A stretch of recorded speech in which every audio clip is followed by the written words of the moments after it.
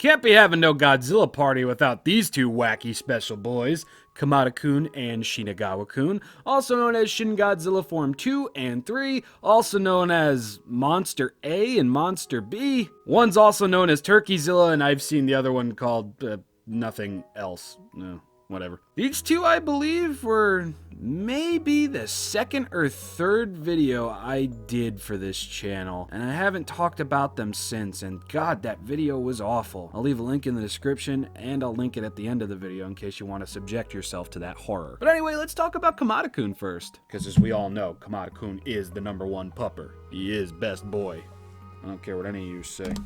You can talk trash about Shin Godzilla the movie as much as you want, but you can't talk trash about my boy over here. The Bandai movie monster series might be the subject of poor paint, poor scaling, poor a lot of things, but I don't see that when I look at these figures right here. In terms of detail and paint, although the paint on Kamata-Kun could have been a little bit better in the gum and gill area, I just love the way the figure looks when it comes to his skin. His skin is very fetal looking. It's very unnatural looking. It's got this smoky gray finish to it. It's very, very, very, very nice. And there's details all throughout the figure. Like, I mean, we got veins. We've got the little lines on his tail that'll become much more prominent across his next two forms. You can see the beginnings of his little chicken nugget arms. The dorsal plates could have been done a little bit better. They kind of look like caramel covered trees. I'm not talking about just color either. They look kind of mucky. But looking in between the dorsal plates, we can see the heat vents, as many call them, which I think is a nice, interesting little choice. But something that I'm just noticing now is that these dorsal plates, aside from the middle row, they're only painted on one side. Interesting. Lazy. When it comes to Kamata-Kun's face, though, I think he looks absolutely adorable and somewhat nightmarish. We've got a very glossy, dark pink looking color for his membranes in the inside of his mouth. We've got extra yellow teeth that really are hard to tell from his normal skin color. Like, if it's not in a well-lit area, it almost look like his skin tone is the same color as his teeth. We've got the big, very smoky fish eye on both sides of the figure. And we've got these gills. And these gills, back when I did my first video on this guy, these were the subject to a lot of my praise because I just loved how they looked, especially in the light. And I'm gonna be honest with you, even today, I still feel that these look pretty awesome. Yeah, I do feel the color pink was a little bit too loud for this figure, but the detail, it's prime. #1 pupper isn't a one-trick pony, though. He's got more details on his underside. Here we can see the crest of Shin Godzilla's chest. You can see more of that Shin Godzilla scarring, the stretching of the skin over here at the neck. Man, oh man. They made this boy look painful. A nice little detail that I didn't report on before is that you can actually see some of the bone structures growing for his knuckles and his fingers over here. And that's attention to detail. Let's see if we can get a closer look at that. Like, the detail is a little bit muted, but you could just about see it. On both sides, no less. I think Bandai did a very good job showing Godzilla in this very strange pupa-esque kind of stage in his life. He looks like a newborn. He's adorable, but he does some really terrifying things. And I like seeing that there's features on this figure that would go on to be seen with Shinagawa-Kun and Shin Godzilla as a whole, and I like that you get to see those details fully realized once you finally get to Shin Godzilla's figure. You're never not going to convince me that these figures don't look awesome, because they do.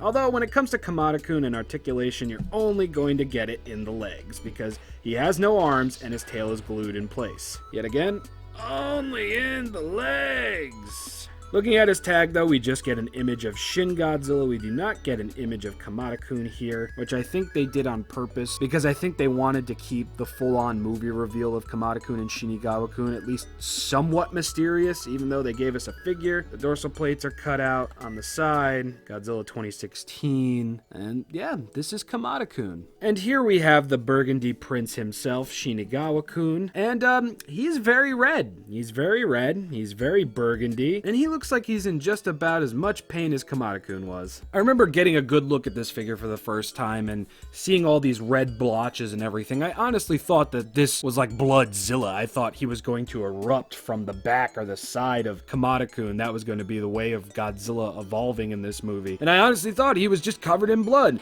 And that's pretty ironic because a deleted scene had this guy spewing very, very hot blood, which would have been very, very unsettling and I honestly would have liked. But anyway, Shinagawa-Kun. Is he just a repaint of Kamata-Kun just standing upright? The answer is no. As you can see. We do have the same big old fish eye, we have the same paint for the teeth here, only they're much more obvious this time around because the teeth aren't near the same color as Shinagawa-Kun's skin. I mean, the detail in and of itself on his head looks absolutely beautiful. Terrifying, mostly. Looking at the figure now, it looks like they missed some of the teeth. Yeah, just a little bit. Looks like they got more of the top than the bottom, but oh well. Here we have Shinagawa-Kun's gills. They're very nice bright red. Got more of that bright red on his side over here. And the dorsal plates are the same bright red as well. I feel Shinagawa-Kun's dorsal plates were done much better than Kamata-Kun's was, simply because there's a lot more detail on them. And they were actually painted on all sides, unlike Kamata-Kun, except for this one up here, if that's even a dorsal plate. I don't think it's fully formed yet. Really grisly looking stuff. Bloody dorsal plates. I know they're technically not bloody, but, you know, that's what they look like. Moving on over to the tail, you can start seeing more and more of those ridges appear. You can actually feel them too. And at the tip of the tail, we're starting to see the formation of Shin Godzilla's little Siamese twin, or Goromaki. Making his little appearance here. And then you can kind of see the outline of the mouth and the eye over here. That was rather mind-blowing when I saw this figure for the first time. Got some veins, more ridges, painful looking red splotches over here. Looking at this boy's underside, you can see his arms are much more developed, and unfortunately they're not separate from his body. They're kind of molded onto the figure, which is something I personally don't mind, but man, would that be a harbinger for future figures in this series. Things that honestly didn't make any sense for certain figures. I'm looking at you, Destroya. Even on this jolly burgundy boy's legs, you're going to find a lot of really criminally beautiful detail. Moving into articulation, he's pretty much the same as Kamata-Kun. No articulation in the tail, and the legs can go all the way around, but this guy has one little addition of articulation, and that is at the knees. Something that really blew my mind when I first got this figure because I had never seen sole knee articulation in a Bandai figure before. Another thing that blew my mind when I first got this figure is that there's a little nub right here. That's so when you move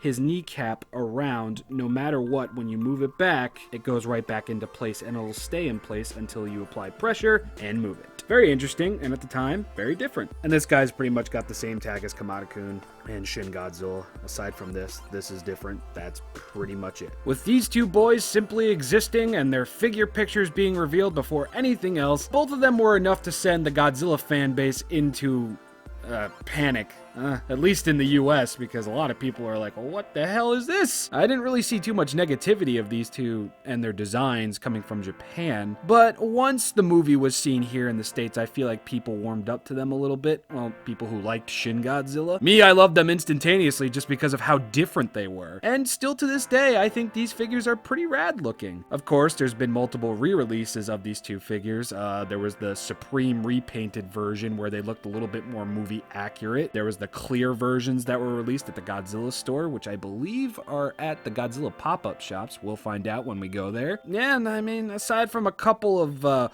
weird paint choices when it comes to Kamata-Kun's gills and membranes and the very, very bright red clashing very, very much with the dark burgundy on Shinagawa-Kun, I really don't have anything negative to say about these two lads. The only negative thing I would say is, Bandai, chop down your prices a little bit. I want to get that repaint set with frozen Bandai Shin, please.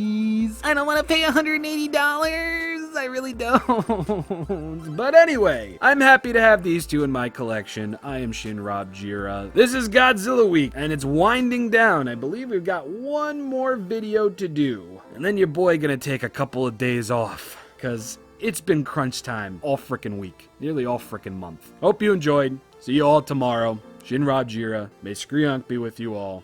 I love you.